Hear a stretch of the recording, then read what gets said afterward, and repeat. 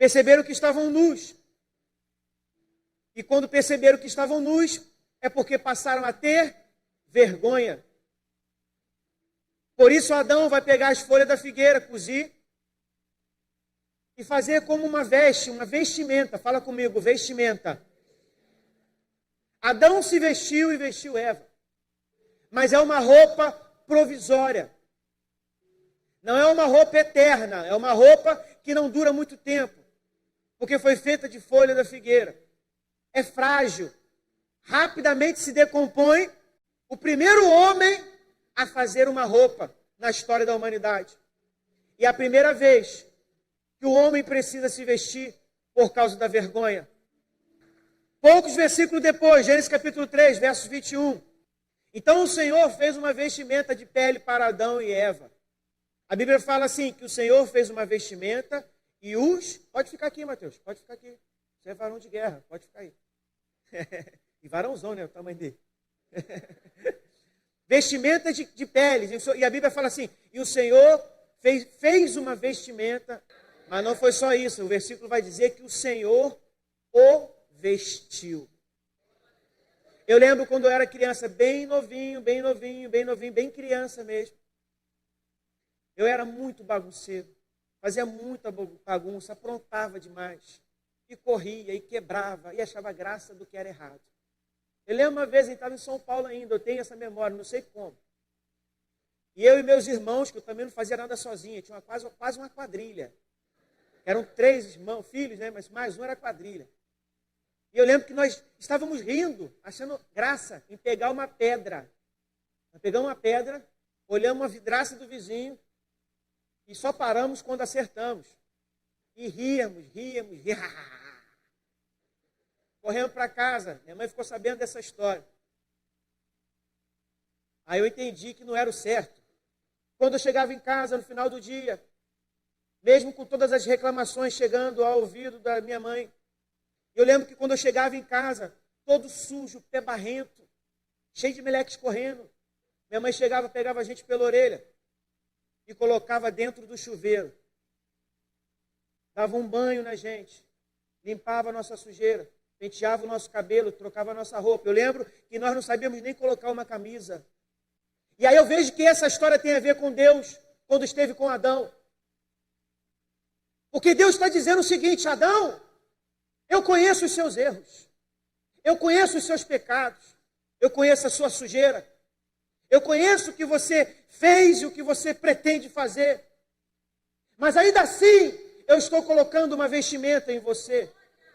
Esse versículo retrata o cuidado de Deus. Minha mãe não gostava do que eu fazia, mas gostava de mim. Deus é assim. Ele sabe do que você faz. Ele não gosta dos teus pensamentos impuros. Ele não gosta das suas atitudes erradas. Ele não gosta das palavras erradas que você fala. Mas Deus gosta de você. E por Ele gostar de você, e por Ele te amar, é que Ele cuida de você. O versículo continua dizendo, posterior, que depois que Deus vestiu Adão e vestiu Eva, Ele expulsa eles do paraíso, do jardim do Éden. Então tirou o Senhor Adão e Eva do jardim do Éden. Parece que Deus está dizendo assim para Adão, Adão, você não vai estar mais no jardim, mas por causa da minha graça eu ainda estarei contigo. Deus tirou o privilégio de Adão, mas não tirou a presença dele para Adão. Nós pecamos, nós erramos, mas Deus continua cuidando da igreja. A história vai continuar. E aí vai vir Noé, e vai vir Enoque, vai vir outros homens de Deus, até que chega Abraão. Abraão, você sabe, gera Isaac, que gera Jacó. Jacó, a Bíblia vai dizer que estava para deitar. Pega uma pedra como travesseiro, deita a cabeça e dorme. Ali Jacó sonha. Um sonho que não era dele. Um sonho que dizia que havia uma escada que ligava a terra no céu, onde anjos subiam e desciam. Esse era o sonho. Jacó acordou, continua a trajetória. Ele passa a ter filhos que não são apenas uma família, mas que futuramente vão ser as tribos de Israel, que vai compor a nação de Israel. Ele tem o primeiro, ele tem o segundo, o terceiro, o quarto, o quinto, o sexto, até chegar no último filho. E a história vai dizer que Jacó, a Bíblia vai dizer que Jacó tinha uma preferência por José, porque era filho da sua velhice. Mas eu quero completar dizendo que eu creio que é muito mais do que isso. Jacó preparou uma túnica para José, uma vestimenta para ele. Naquela época, a túnica, a vestimenta era algo muito, mas muito trabalhoso de se fazer. Então, era muito escasso, por isso era muito caro. Tingir, então, a Bíblia vai dizer em algum versículo, não lembro se é Êxodo, que multiplicava por 40 o valor quando se tingia uma peça. Porque as cores para o tingimento não é igual nós temos hoje em qualquer lugar. Para ter o amarelo, extraía da semente do fruto da romã. Para ter o roxo, a púrpura, era arrancado de ostras. Eu acho que é ostra que fala. E precisavam de muitas para poder arrancar ali a cor roxa. O tingimento era muito complicado, muito difícil. Por isso, a túnica, a roupa, a vestimenta tinha muito valor. Por isso que na época de Jesus, o judeu não tinha 2, 3 roupas. Era uma só. E a roupa era sempre muito surrada. Porque eles trabalhavam e viviam com aquela mesma roupa a vida toda. Era muito cara, não era todo mundo que tinha mais de uma. Por isso, Jacó, por ter uma preferência por José, por ter um amor por José, ele vai fazer uma túnica. Uma túnica que a Bíblia vai dizer colorida. Então era uma túnica e por ser colorida ela era muito cara. Era um presente mais do que especial. E ele está dando para o seu filho José. Era o menor, era o mais novo. Tinha 17 anos naquela época. E quando José recebe aquela túnica, desperta a inveja em seus irmãos. Desperta a ira nos seus irmãos, porque José recebeu e eles não. Era visível a preferência de Jacó. Sim, machuca a preferência do pai e da mãe, mas como filhos nós temos que aprender a ter maturidade, de saber que independente do nível do amor para com os seus irmãos, também há um amor para com você. Era o tratamento. Jacó não era um homem perfeito, era um homem humano como você, como eu, de carne e osso. Então os irmãos de José estão fazendo o que o pai mandou, estão distantes. E Jacó manda José, fala, filho, vai lá ver o que seus irmãos estão fazendo. José está indo. A maioria conhece a história. José está se aproximando. E quando ele se aproxima, de longe os seus irmãos estão vendo. E lá veio o sonhador. Porque antes desse fato, José, inocentemente, imaturo, não tinha experiência de vida e também não conhecia o caráter dos seus irmãos. Confiou na bondade e na ingenuidade do seu coração. Confiou na sua família. E compartilhou o seu sonho. O primeiro fala de um molho, mas o segundo, que é praticamente o mesmo significado do primeiro, fala que 11 estrelas, sol e lua se dobrariam perante José. Então o próprio pai de José não entende. E fala, para com isso, José. Que negócio é esse? José era uma preferência. Não só porque era fruto da velhice, mas porque se Jacó sonhou, José também estava sonhando.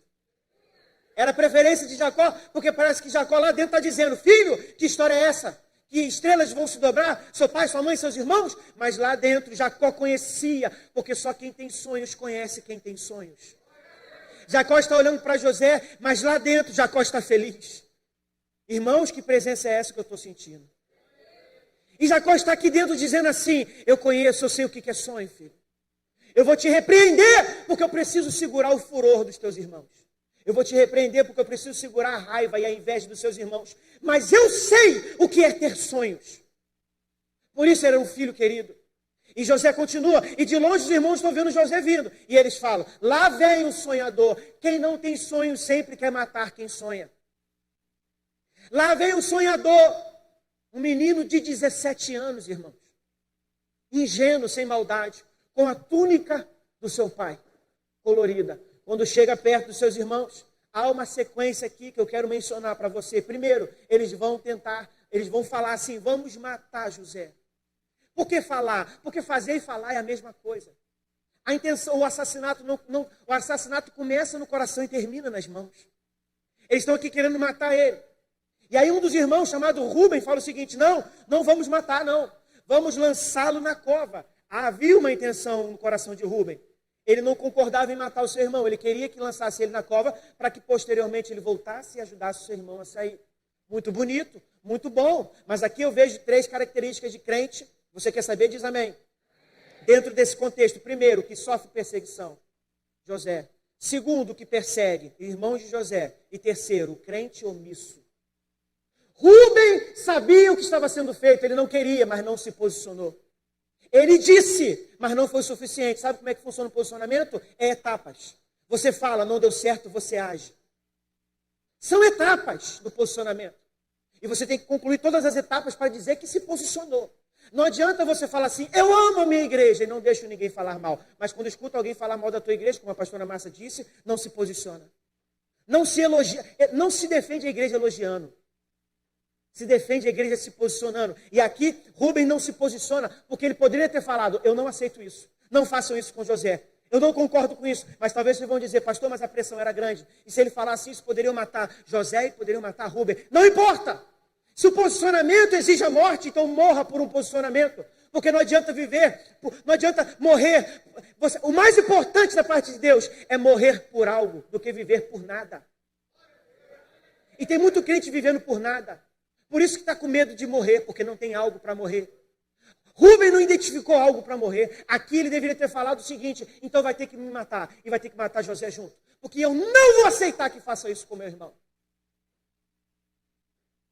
Terceiro fato que acontece nessa história de José. Tomam a túnica dele. Todo mundo conhece essa história. Mas existem coisas aqui que a gente parece que não consegue enxergar. Roubaram a túnica de José. E lançam José no poço. Aqui a frieza se instala. Porque quando lançam ele no poço e roubam a sua túnica, a Bíblia vai dizer que eles vão sentar para comer pão. Que frieza. Que frieza no coração desses meninos, desses jovens, desses adultos, irmãos de José.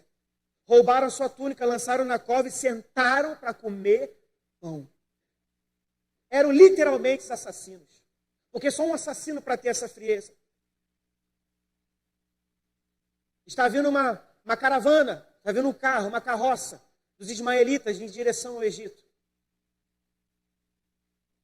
E aí um dos irmãos Judá fala o seguinte, espera aí, olha só o que ele fala. Que proveito teremos em matá-lo? A situação piorou. Porque aqui ele não quer salvar José, ele quer tirar proveito de José. Pior do que decretar a morte de José é querer tirar proveito dele. E tem crente dentro da igreja. Hoje eu estou pregando para crente. Tem crente aí? Então segura firme. Segura firme. Tem crente dentro da igreja que é assim. Tenta tirar proveito do irmão. E quando acaba de tirar proveito, lança a sorte da morte. Você presta para ele enquanto você dá proveito para ele. Porque depois que você não dá mais proveito para ele, você pode morrer. Mas não aqui na Nova Vida 100, isso em outras igrejas. Lançaram ele e falaram assim, não, vamos aproveitar a vida dele, vamos tirar um benefício em cima da vida dele. Então, quando vem a caravana de carros de especiarias, é um carro comercial, para poder vender especiarias, uma carroça, na direção do Egito. Eles vendem, tiram José do poço. Eles estão tão confusos que eles não sabem o que fazer. Coloca no poço, tira do poço. Diz que vai matar, depois diz que vai vender. Eles estão perdidos, porque quem tem um plano da maldade não tem um direcionamento. Entendeu, bispo? Quem tem um plano da maldade fica perdido. Parece que tem um plano, mas fica perdido. Ele só percebe que está perdido lá na frente. Irmão, escuta, preste atenção. Quando vendem José, peguem a sua túnica. E a Bíblia vai dizer que eles precisam de um álibi. Nós vamos chegar em casa, nós vamos enfrentar papai. Nós precisamos dar uma justificativa, porque os mais velhos é que dão conta dos mais novos. O que nós vamos falar para o papai? Papai mandou ele atrás de nós, a gente volta sem ele e ele não volta mais para casa? Opa, um teve a ideia. Vamos matar um animal. Vamos sacrificar um animal, vamos sujar com o sangue de um animal, e aí nós vamos dizer que José provavelmente foi esmagado por um animal e foi morto. Irmãos, olha a frieza no coração desses irmãos. Existe ainda irmãos dentro da igreja sujando a túnica do seu próprio irmão. Ovelha sujando a túnica do pastor. Pastor sujando a túnica da ovelha. Ovelha sujando a túnica da ovelha. Pastor sujando a túnica do pastor. Não quer ver o sucesso, não quer ver os sonhos, não quer saber das promessas, não quer saber da ingenuidade, não. Só quer arrancar aquilo que gera nele uma inveja. precisamos matar José. E mataram no seu coração, pegaram a sua túnica, sujaram no sangue. Mas antes disso, Rúben, quando volta para o poço e vai procurar o seu irmão, ele não está mais lá. E a Bíblia fala que ele rasga suas vestes. Eu disse que as vestes naquela época eram muito caras. Então, quando o judeu, por hábito e costume, você vai ver que Davi faz isso, muitos homens fazem isso. Quando ele abre, quando ele rasga suas vestes, o judeu é muito expressivo. E quando ele faz isso, ele está expressando um sentimento de tristeza, de agonia, de aflição, de arrependimento. Olha o prejuízo que esses irmãos estão dando. Eles estão desfazendo de uma túnica. Eles estão fazendo Rúben rasgar as suas vestes. Eles estão matando um animal inocente, porque esse animal não foi aceito como sacrifício para Deus. Tem gente matando, tem gente que está matando o animal achando que é sacrifício. Não é. Quando a morte do animal é por uma intenção ruim, Deus não aceita o seu sacrifício. Então José está voltando, José está sendo levado. E aqui Deus ministrou muito no meu coração. Quem está entendendo até aqui diz amém. Parece que estão levando e José está sendo levado numa carroça. José está sentado numa carroça sendo levada pelos ismaelitas. Não foi a Babilônia que fez isso contra José. Não foi os sírios, não foram os gregos. Não! Foram os seus irmãos. Quem tentou destruir a vida de José foram os seus próprios irmãos. O perigo às vezes está mais aqui dentro do que lá fora. Mas José ainda tinha um sonho. E é o sonho que sustenta o homem. Você não vai além dos seus sonhos. Deus deu um sonho para José, assim como deu para Jacó. O menino está sendo levado. De longe, parece que seus irmãos já estão sentados comendo pão e olhando a despedida. Mas parece que eu vejo José sentado e gritando: vocês não me verão pela última vez. Porque o maior erro do nosso inimigo é que quando ele se levanta para nos golpear, pensar que está nos vendo pela última vez. Ainda nos veremos, disse José. Ainda nos veremos. Não foi a última vez que os irmãos de José iam estar vendo a sua despedida, porque tinha um sonho dentro de José, e o sonho de José não deixava a sua história terminar ali. Roubaram a vestimenta de José. Foi levado. E quando ele foi levado, voltaram com a túnica para casa. Pai, está aqui a túnica do seu filho querido. Debochadamente, entregaram na mão do seu pai. A maior maldade não foi contra José. A maior maldade foi contra Jacó.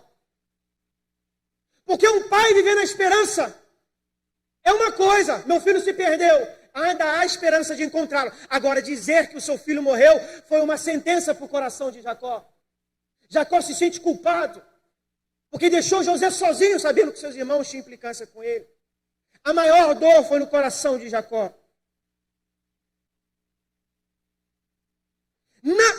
Quem mancha o manto e a túnica de José não tem o direito de dizer que ama Jacó. Quem suja a tua túnica de sangue não tem o direito de dizer que ama o Pai. Porque o próprio Cristo disse: se fizeste aos pequeninos, fizeste a mim. Então José foi levado para o Egito com 17 anos. Mas como disse o pastor Júlio ontem, e se confirma agora, o fim para nós é o início para Deus. É aqui que se começa o início ministerial de José. Não foi com a túnica do seu pai. E não foi com os sonhos de Deus. É aqui que começa o ministério de José. Capítulo 41, verso 42, vai falar assim: que depois de 13 anos, fala comigo, 13 anos, depois de ter passado por muitas calamidades, agora José se encontra. Se você quiser detalhes, você lê em casa. José se encontra perante o palácio. Ele está no Egito. A maior nação daquela época. Se os seus irmãos não valorizaram, a maior nação valorizou. E Faraó, depois de um ato onde Deus vai usar a vida de José, quer honrar a vida de José. Então, Faraó chega para ele, a Bíblia fala que ele arranca o seu anel. Anel é compromisso, é aliança, é honra, é autoridade. A Bíblia vai dizer que 3 coisas Faraó vai entregar a José. E eu completo com a quarta. Primeiro, um anel. Segundo, umas vestes de linho fino. E terceiro, um cordão de ouro. Mas eu não quero falar do anel e não quero falar do cordão de ouro, porque não foi isso que foi roubado de José. O que foi roubado de José foi as suas vestes. No versículo 44 vai dizer, disse ainda Faraó a José, eu sou o Faraó, mas sem a sua palavra, José, ninguém poderá levantar a mão nem o pé de todo o Egito. Meu Deus.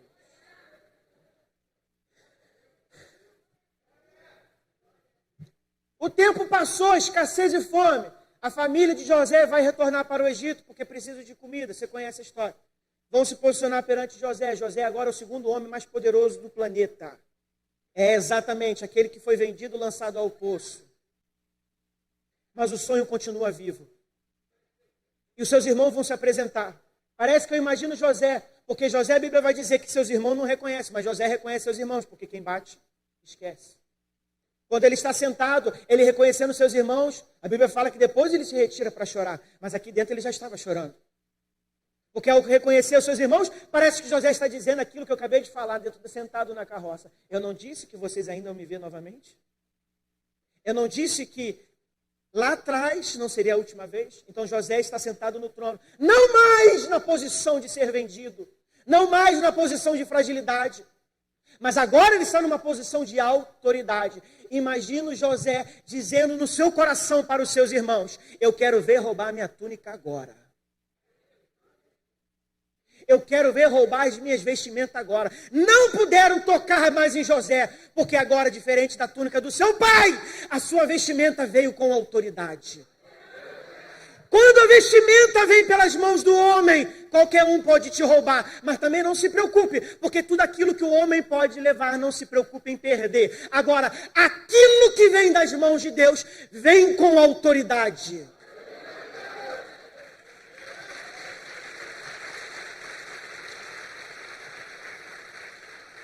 Quero ver agora vocês roubarem as minhas vestes. Não poderiam tocar em José, porque em José havia autoridade. E o Senhor nessa manhã está dizendo, deixa levar a túnica. Aquilo que é do homem vai perecer, mas aquilo que vem do Deus Todo-Poderoso será eterno na nossa vida. O dom o homem não arranca. Os sonhos o homem não arranca. As visões o homem não arranca. Autoridade, poder e unção, ninguém pode te roubar. O que vem de Deus fica em você, só Ele pode tirar. Deixa levar a túnica. Porque se levarem uma túnica colorida, Deus tem separado para você uma vestimenta de linho fino. A história continua. Depois de José, as tribos. Oh, meu Deus. Vem a era de Moisés. A era de Moisés é a era da lei. E Deus também vai falar com Moisés sobre vestimenta. Ele diz, e eu quero ser mais específico. Pastor, eu não sei que hora que eu comecei a pregar, não. Lembra aí, tenta lembrar aí para me ajudar, senão eu vou até 2:30. Amém ou amém? Sumo sacerdote. Era a vestimenta que o Senhor vai orientar para Moisés. Ele fala, eu quero que você... Eu quero... Não vai ser qualquer pessoa que vai entrar no templo, nem no lugar santo dos santos, nem nos atos. São os levitas, os sacerdotes e os sumos sacerdotes.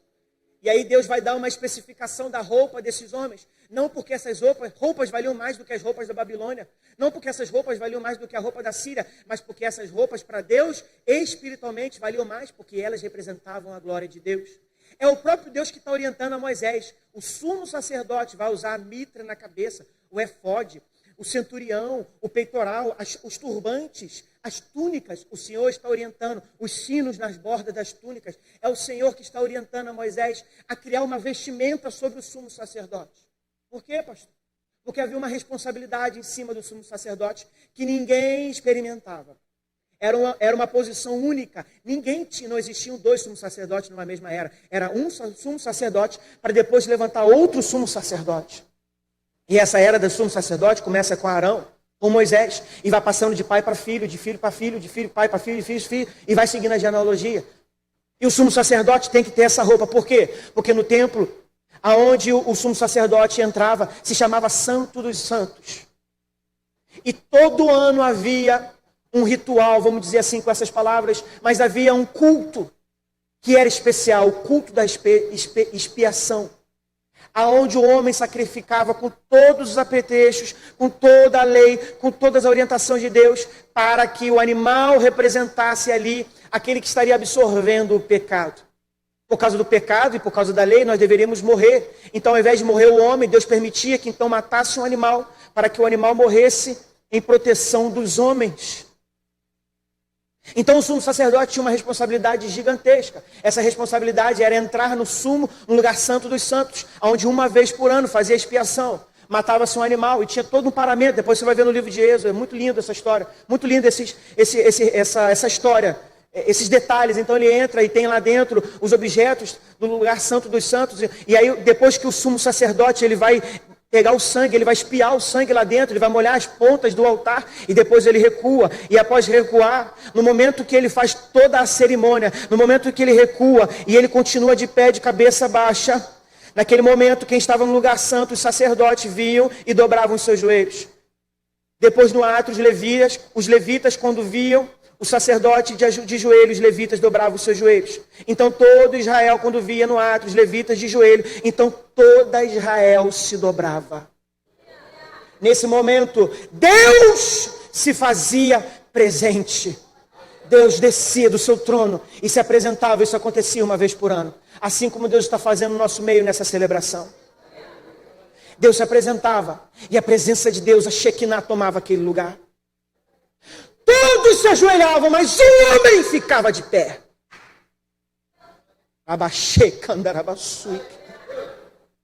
Nós temos hoje a figura do sumo sacerdote. É o nosso líder, Bispo Ronaldo. A figura dentro do contexto da liderança, não do sacrifício. Apesar de que o sacrifício ele faz de maneira que ninguém consegue ver. Porque paga um preço que ninguém está disponível a pagar. O homem continua de pé. Mas esse homem continua de pé porque ele foi preparado para estar de pé. Por causa das suas vestimentas. As vestimentas tinham ouro, prata e pedras, materiais que refletiam. A sua túnica era branca, uma das suas túnicas. Por quê, pastor? Porque quando a glória de Deus descia, a glória, o brilho da glória de Deus batia no sumo sacerdote. Mas por causa da sua vestimenta, ele refletia a glória de Deus. Não fomos feitos para absorver a glória de Deus. Nós fomos feitos para refletir a glória de Deus. A música que nós cantamos, nós podemos pregar mais a glória de Deus. Nós podemos cantar mais a glória de Deus. Nós podemos ser ricos, mas a glória de Deus. Nós podemos dar ND, mas a glória de Deus. Nós podemos estar dentro de uma casa abençoada, mas a glória de Deus. Tudo é para a honra e para a glória do nosso Deus Todo-Poderoso. Cuide do seu coração. Cuide do seu coração, porque talvez ele esteja absorvendo a glória de Deus. Isso é muito perigoso, porque se refletir a glória, morre. Não se absorve a glória de Deus. A glória de Deus serve para refletir. Irmãos, o meu coração aperta quando alguém chega para mim e fala: pastor, que mensagem abençoada. Eu falo: irmã, dentro do meu coração eu penso: irmã, para com isso, que você pode me destruir. Por isso que Freud vai dizer que o homem está preparado para vencer ou para enfrentar uma guerra, mas não está pronto para os elogios. É o elogio que destrói o homem. É o elogio que mata o homem. Porque o elogio é sutil, é um veneno docinho. Veneno se coloca em quê? Fala para mim. Novalgina é amarga e tem que tomar porque é para cura. Agora, escuta, o veneno não. O veneno não pode ser amargo, senão você não toma. Por isso que Satanás sempre vai pegar o veneno e vai colocar dentro de um líquido que você geralmente gosta. Eu lhe pergunto, qual é o líquido que você se degusta? Qual é o líquido que você mais gosta? Cuidado, porque é nesse líquido que Satanás vai colocar o veneno. E você vai estar tomando achando que está se fazendo, mas quando na verdade você está morrendo. Não se absorve a glória de Deus. A glória pertence a Deus. Se você está vivo, a glória de Deus. Se você está aqui nessa manhã porque a glória é de Deus. Cuide do seu coração. Cuide do seu coração. Quem está entendendo até aqui diz amém. Amém. A história continua e vem o momento e a era de Jesus. Jesus cumpre o seu chamado. E no final do seu chamado, do seu ministério, a Bíblia vai dizer, livro de Marcos, que José de Arimateia, que se José era governador, José de Arimateia era senador, políticos, entendeu? Políticos. Então para com esse discurso de que crente não se mistura com política. Isso é uma invenção de Satanás. É bíblico. José de Arimateia, mas na verdade, bispo, as pessoas entendem. Mas por um interesse, às vezes, fingem que não entendem. Ele era senador. E por ser um senador, ele tinha um certo contexto político. Então ele vai lá e intervém para que o corpo de Jesus é levado para um sepulcro não utilizado. Isso faz parte da profecia. E está se cumprindo por causa do político. E então ele fala, e a Bíblia vai dizer o seguinte, deu o corpo a José. E no livro de Marcos, capítulo 15, verso 46, fala assim, o qual comprara, quem? José de Arimateia. O qual comprara um lençol fino. E tirando-o da cruz, envolveu nele e depositou no sepulcro. E fecharam-se a porta do sepulcro.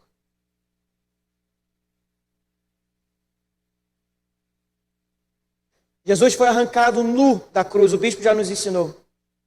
Por uma poesia e por um constrangimento moral, as pessoas nunca vão desenhar Jesus nu.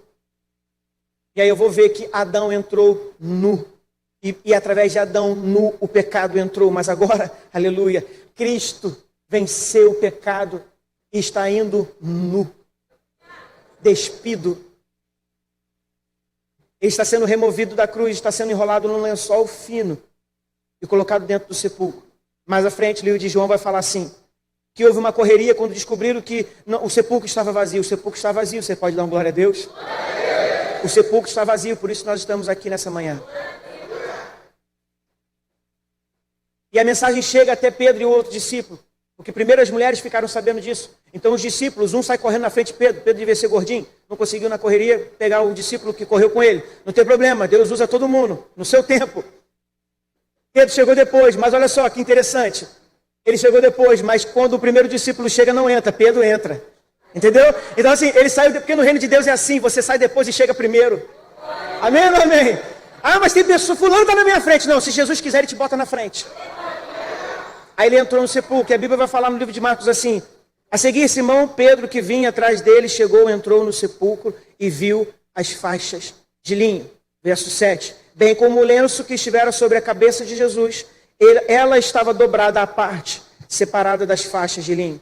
E é um versículo que vai dar os detalhes de como ficou aquilo que Jesus deixou. Primeiro era um linho enrolado, que no livro de Marcos vai falar. Mas Marcos não fala de um linho que fica sobre a cabeça de Jesus. Mas no livro de João já fala que o linho fino, o pano que estava sobre o rosto de Jesus estava dobrado à parte. O restante do linho que rolou o seu corpo em outra parte. Alguns teólogos, alguns pesquisadores, historiadores criam várias hipóteses sobre isso, mas um pouco sem embasamento. Então eu não vou me arriscar a pregar sobre isso que eu posso estar errado. Então eu vou me atentar às escrituras. E eu quero falar para você aquilo que Deus colocou no meu coração. Jesus está lá dentro e ele ressuscita. Se os discípulos entraram e viram uma faixa de linho, é porque Jesus não utilizou. Se Jesus não utilizou, será que Jesus estava nu? Não sei. Uma coisa eu tenho certeza, que Jesus, quando ressuscitou e levantou do sepulcro, ele estava revestido da glória de Deus. Nu ou não faz mais diferença, uma vez que você está revestido da glória. Jesus está revestido da glória. Eles vão ver lá um linho fino. Agora pensa comigo, eu fiz essa pergunta para mim, eu fiz essa pergunta. Eu quero fazer para você. Eu anotei para não perder. O que estava em Cristo antes da morte, que depois da ressurreição não foi mais preciso. Meu Deus. O que estava no Mestre antes da morte, que após a ressurreição não foi mais preciso. Pastor, por que não foi mais preciso? Porque Jesus deixou o lençol dentro do sepulcro. Jesus deixou o manto que José comprou com tanto amor e com tanto carinho. Não foi desfeito do Mestre? Claro que não. Irmãos, a Bíblia vai dizer que antes de Jesus nós vivíamos no tempo da lei. Quando Jesus veio para romper isso. E a Bíblia vai dizer que Jesus veio para quê? Para cumprir a lei. A lei está em Cristo. E quando Jesus levanta, eu faço uma conjectura. Estou deixando aquilo que vocês não precisam mais. Porque se vocês viviam pela lei, agora vocês vivem pela graça. Jesus deixou, porque agora não tem mais a ver com as coisas desse mundo, mas tem a ver com o próprio Cristo. Apocalipse capítulo 1, verso 13. Presta atenção. E entre, João está dizendo, porque a ele foi revelado, após a morte de Cristo. E entre os candelabros, alguém semelhante a um filho de homem. De quem ele está falando?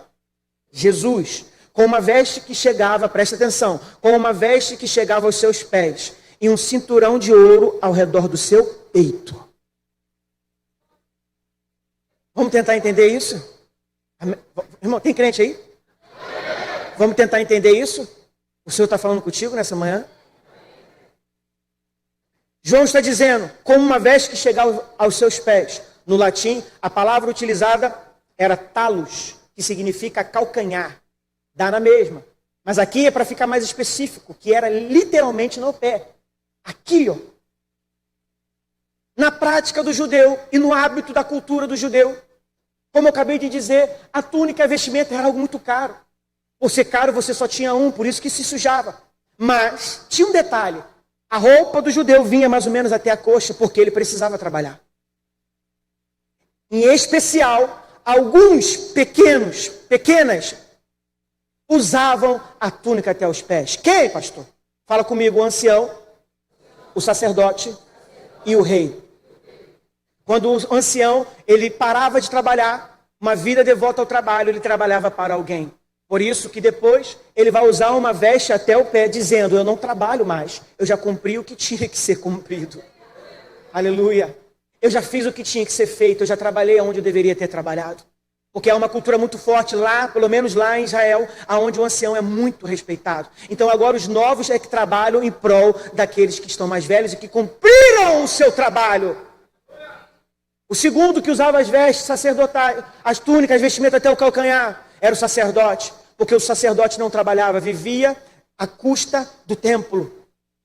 O sacerdote vivia para a obra de Deus, então ele tinha suas vestes até o calcanhar. Terceiro, o rei, porque o rei também não precisava trabalhar e tinha suas vestes até o calcanhar. Não sei se você já entendeu essa mensagem, mas eu quero dizer que ele é o ancião que cumpriu o seu chamado.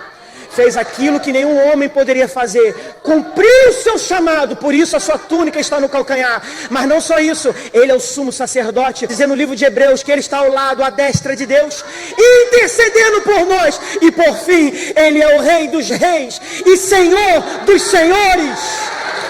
Glória a Deus.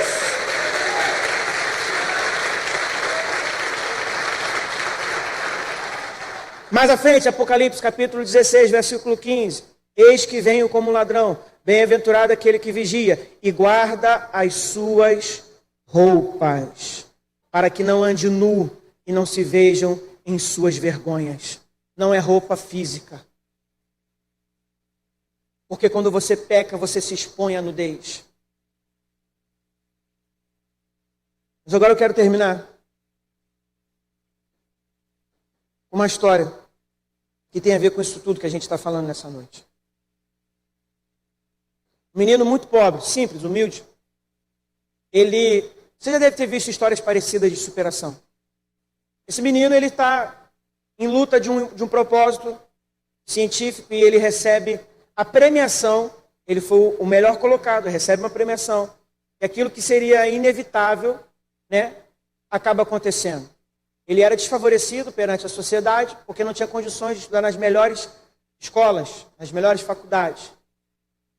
Mas mesmo assim ele é premiado, e quando ele recebe então um convite para o dia da premiação. É um dia especial, onde outras pessoas, melhores pessoas como ele, nos seus segmentos, vão receber uma premiação. Para ele é um dia memorável, é um dia inesquecível, porque é o dia da premiação da sua vida. O problema é que existem pré-requisitos para ir para essa festa de homenagem. E os pré-requisitos, sabe qual que é? O convite chegou. Venha vestido com social fino. Ele não tinha uma roupa, ele não tinha um terno, ele não tinha uma roupa fina, ele não tinha condições de comprar, ele não tinha em casa, sua família não poderia ajudá-lo. Até que um amigo ficou sabendo e disse, não se preocupe, eu vou pagar para você. Você vai procurar o fulano de tal, que ele tem uma loja de alfaiate. E você pode ir lá, porque ele vai fazer para você pode ter certeza, o melhor. Então ele foi, o amigo abençoou a vida dele, ele chegou no alfaiate, entrou. Um menino que estava acostumado a andar de chinelo, com bermudinha, a roupinha surrada, agora está sendo medido por um especialista em vestimenta. O alfaiate, que atende os poderosos dessa terra, governadores, presidentes, políticos, empresários, agora está medindo a vida de um menino. Os braços, o coração, o peito, a altura, a distância, de ponta a ponta, o alfaiate está medindo esse menino. Quando ele acaba, que ele entrega, o menino se veste, pronto, e começa a chorar e fala: eu não estou acreditando no que eu estou vestindo, porque isso está perfeito. O alfaiate fala: é claro que está perfeito, mas não por arrogância. E ele completa dizendo: está perfeito porque foi feito para você. Então esse menino está pronto para receber o seu prêmio. Assim é no reino de Deus. Deus está medindo o seu choro. Deus está medindo a sua limitação. Deus está medindo a sua fraqueza. Deus está medindo a sua fragilidade. Porque Ele está simplesmente te preparando para o grande prêmio. O prêmio da soberana vocação do Senhor Jesus Cristo. Deus está medindo o seu coração. Deus está medindo os seus pensamentos. Deus está medindo a sua dificuldade. Deus está medindo os seus traumas. Deus está medindo o seu passado. Deus está medindo no dia que você foi rejeitado. Deus está te medindo no dia que você foi menosprezado. Deus está te medindo no dia que ninguém pôde te ajudar. Mas agora Ele está pegando tudo isso e te colocando a vestimenta perfeita para a premiação da soberana vocação do Senhor Jesus Cristo. Há uma veste sendo preparada para você. Há uma vestimenta sendo preparada para você. Sendo digno ou não, sendo merecedor ou não, Deus está preparando uma vestimenta para você, para essa terra, mas que não ficará nessa terra. Você está recebendo, eu quero fazer um ato profético. Fique de pé nessa manhã. Os músicos podem voltar. O Senhor sonda o teu coração e te conhece na intimidade. E Ele é o seu alfaiate. Ele está contabilizando. Ele pegou uma fita métrica e esticou. Espera aqui. Quando ele tinha 7 anos, ele sofreu um problema na sua infância. Escuta. Aleluia, irmãos. Deus está aqui, irmãos. E o problema dos 7 anos se estendeu até os 8. Então Deus esticou a fita. Deus está medindo. Deus está medindo. Com 8 anos você sofreu um outro problema na sua infância. Ninguém viu. Ninguém sentiu. Mas Deus estava lá. E mais uma vez Ele mediu. Aos 15 anos, você sofre uma decepção, uma perda. Aquilo dói na tua alma tão forte, tão forte, tão forte que você trava. Você se fecha. Você não consegue expor nem para os psicólogos o que você está sentindo. Mas o psicólogo dos psicólogos estava lá medindo dos 8 aos 15 anos de idade. E foi assim durante toda a sua vida. Deus está te medindo de ponta a ponta. Porque nessa manhã Ele vai derramar sobre você uma vestimenta. Abaixa só um pouquinho o teclado. Ele está derramando uma vestimenta sobre a tua vida. Você recebe isso? E como um sumo sacerdote, essa vestimenta vai te preparar para a glória de Deus. Até hoje, a glória de Deus veio até você, porque existe um sumo sacerdote que refletiu e bateu em você, mas a partir de hoje não. Aleluia. A partir de hoje Deus está confeccionando e derramando sobre você uma veste, aonde ela te prepara para receber toda a glória de Deus. E aí os seus traumas serão curados. O seu passado ficará no passado. Os seus medos e as suas inseguranças cairão por terra. Porque quando a luz da glória de Deus bater em você e refletir, não haverá nada no passado que tenha o brilho mais forte que a glória de Deus. As luzes do passado que te machucam e te machucaram até hoje continuam iluminando. A questão não é essa. Deus não vai apagar essas luzes, mas Deus derramará uma glória de uma luz tão forte que vai ofuscar essas lanterninhas que te perseguiram até hoje. E de hoje em diante, você vai ser o reflexo da glória de Deus. O seu ministério não será mais o mesmo. O seu IND não será mais o mesmo. A sua vida não será mais o mesmo. Deus vai começar uma cirurgia, porque essas vestes vai te preparar. De forma que você vai atender o chamado de Deus, mesmo com as mesmas dificuldades. Sabe por que Deus não quer que você resolva as suas dificuldades para começar o ministério? Porque Ele quer que você lá na frente reconheça que deu certo no ministério, por causa dele. Porque pelas suas fraquezas você não continuaria.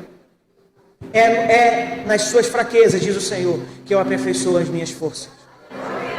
Então eu queria que você fechasse os seus olhos agora e estendesse as duas mãos para o alto. Porque eu estou lembrando do dia que minha mãe colocava a camisa em mim. Ela começava pela cabeça. Fica firme, não abaixa o braço.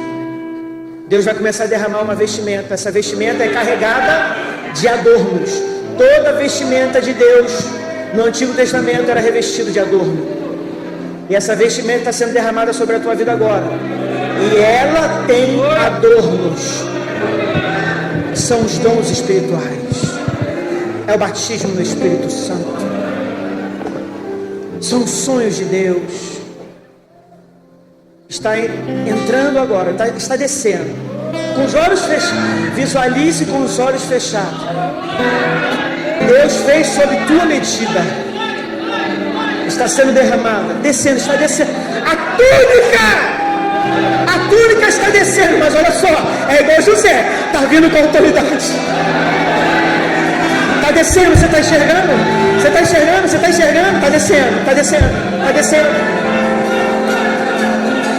Não chegou ainda em você não, está descendo. Estava chegando. E que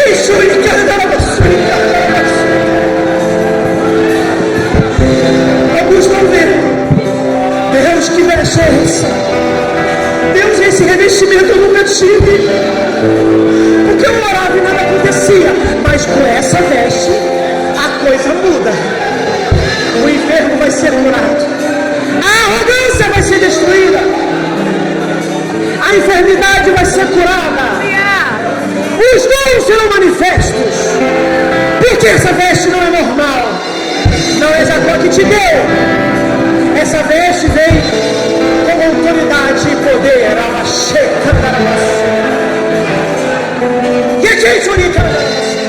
Fica firme, irmão. Se o braço doer, vai fechando o braço, mas não desce. A veste está descendo, está descendo, está descendo. E tem coisas que o Senhor já está quebrando. Sabe por quê? Porque a glória é muito forte. A glória é muito forte. Está entrando agora na cabeça. Está entrando sobre os seus ombros. Por que sobre os ombros, pastor? Porque nos ombros é que você carrega a carga. Deus está revestindo o seu ombro. Você disse, pastor, Deus, você disse, é Deus. Eu não consigo mais carregar esse peso. Porque você tinha túnica colorida. Mas agora a túnica não é colorida. A túnica não é colorida. A túnica agora é branca. Túnica branca é o que, pastor? Santidade. Os seus ombros estão sendo fortalecidos agora. Tudo que você não fez, você vai fazer a partir de hoje. Vai sair do anonimato, diácono. Vai sair do anonimato. Deus vai usar a sua vida. Podem até correr na tua frente, mas Deus vai te fazer entrar no sepulcro primeiro. Não importa quem corre na frente, o importante é quem entra primeiro no sepulcro. Deixa no tempo de Deus. Deus está fortalecendo os seus ombros, porque a carga também vai aumentar. Mas agora, a partir de hoje, você vai suportar muito mais do que antes você não suportava. Está entrando na sua... A manga está entrando pelo braço esquerdo. esquerda, entrando pelo braço esquerdo. E ao mesmo tempo está entrando sobre o seu braço direito, que já entrou pelos seus braços. Agora você pode abaixar, se você quiser, os seus braços, porque já passou pelos braços. É um ato profético. Entrou. O que Deus está fazendo? Deus está fortalecendo os seus braços. Porque quando uma ovelha se perde, o pastor tem que resgatar nos braços. E você está desabafando: Deus, eu não aguento mais cuidar de vidas, porque pesa o meu braço. Ah, irmãos, pesava porque a túnica era colorida. Mas a partir de hoje não. Você vai aguentar sim. Tem que doer no pastor, não é na ovelha. Mas tem pastor que acha que tem que doer na ovelha. Não, não dói na ovelha. A vida já machuca a ovelha. O cuidado tem que doer no pastor. E Deus está curando os seus braços agora. Porque Deus está derramando um amor sobre o teu coração. E você não vai enxergar mais as suas ovelhas com o ódio que você enxergava. As ovelhas, quando mordem o pastor, mordem por medo, não por afronta. A ovelha, quando morde o pastor, é por insegurança. E agora veste está sendo derramado e descida, e agora você está revestido.